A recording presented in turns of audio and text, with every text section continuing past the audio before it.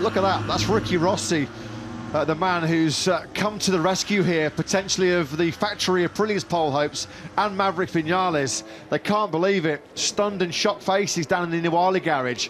Has that cost Vinales pole position here in France? He's the man who sits in P1 as it stands right now. Is there something to do with the ride height device? What's going on here with Vinales? I don't think so. It's been swamped by mechanics. Yeah, it looks more like electronic, some alarm on, something. It's like throttle's not responding. You see what I mean? They've started it, but it won't rev, like something, you know, like end of pit lane, it wouldn't, the pit lane limiter wouldn't come off or something like that. I see he's trying to rev it, no response. I'll tell you what, Aprilia with their factory team, and particularly with the Crypto Data R&F team, and Miguel Oliveira's luckless start to the season, Lady Luck has not shone on Aprilia too much, has they, this year? He got it going again, didn't he, Simon, for about, what, 10 metres? And then it just stopped again on him.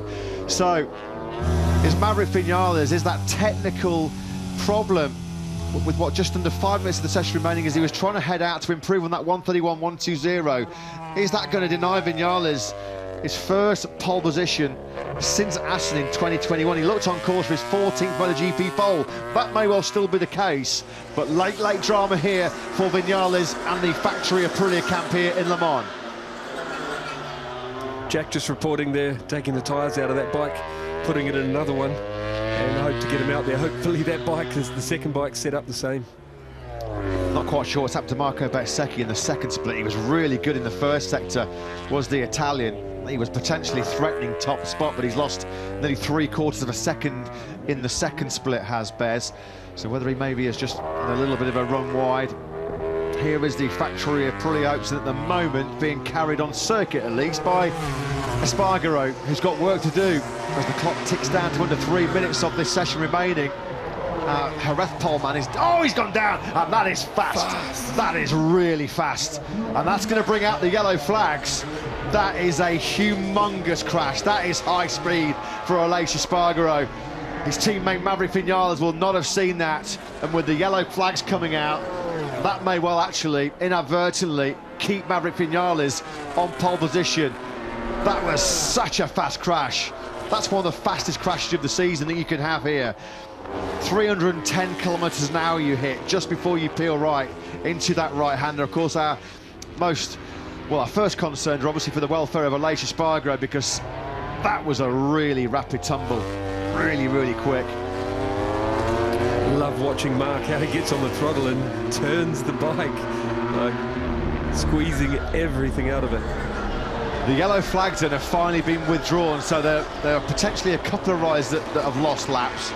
Just coming into this first sector now, then this will not be having any impact on Marc Marquez as he builds up temperature in those tyres. That's the best possible news, because that would have really shaken and stirred Aleix Espargaro. So I talk us through this one because this was quick. Oh, that's really early on. The front is gone, has let go, and he's bailed off it, and he knows what's coming, because like you said, it's 300 kilometers an hour when he's bailed off. Yeah, he's going to have a few friction burns on his back and his backside there, isn't he, as well, Aleix Espargaro. So there's going to be no back-to-back poles in 2023 for the Spanish rider, although the best possible news, the best outcome is that we saw him hop over the tyre fence there, and he looks like he's relatively physically unscathed. He sort of slid on his back for a good part of that crash. And he must have gone 100 metres there at least. Such was the speed and the trajectory that he went into the gravel trap. Now then, Jorge Martin and Marc Marquez, look at the advantage that Marquez has here. He's using the Prima Pramac Ducati of Martin directly ahead of him as the reference. There is Martin coming now into the second gear, turn 12, through the Blur S's. And Marquez, who was the pole man in Portimao to kick off 2023, through record when he comes. Is he on course to record yet another pole position in his illustrious Grand Prix career? You bet he is. Marc Marquez finds the fastest time of the weekend so far, a 1:37.63. Marquez on pole here with 15 seconds remaining. And that's it. Marquez is running hot in the Dunlop chicane, so there's nothing better coming from him. No, he bailed out on purpose, didn't bother making the chicane. He'd done his job. What can Jack Miller do? He's coming up now on the Gas Tech 3 machine of Augusto Fernandez, who excelled in the earlier Q1 session. Miller, at the moment, trying to get himself on that front row.